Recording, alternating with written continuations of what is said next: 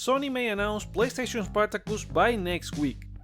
Hello friends, welcome back to i4Games, my name is Joseph and the time is ticking for Sony to announce the new PlayStation Spartacus service. We have a huge update from Bloomberg, let's get into it. Alright, so according to a new article from Jason Schreier and Takahashi Mochizuki on Bloomberg, they have been told that Sony may be announcing the new service as early as next week.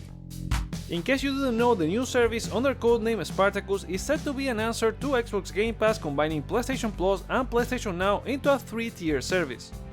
According to the article, their anonymous sources said Sony would be debuting the new service with a splashy lineup of hit games from recent years.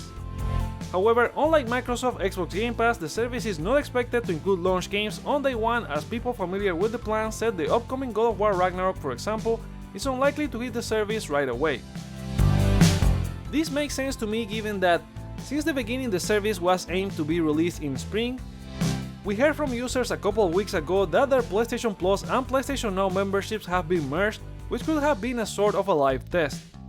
Last week of the month is typically where we get the PlayStation Plus lineup for the next month, and this time there haven't been any leaks contrary to previous months. Then we add that Sony's fiscal year ends in March, and they may be aiming to have this as a start for the new fiscal year.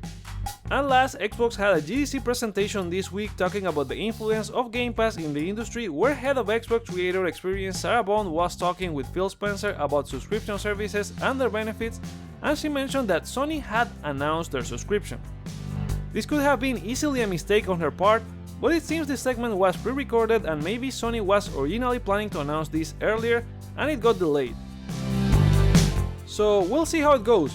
From the rumors that have been reported so far, it seems to me that Sony doesn't want to fully tackle Game Pass with this service, instead trying to repackage PlayStation Now into PlayStation Plus, which should improve communication in regards to the benefits offered from that service, since one of the common assumptions from consumers is that it only offers streaming games.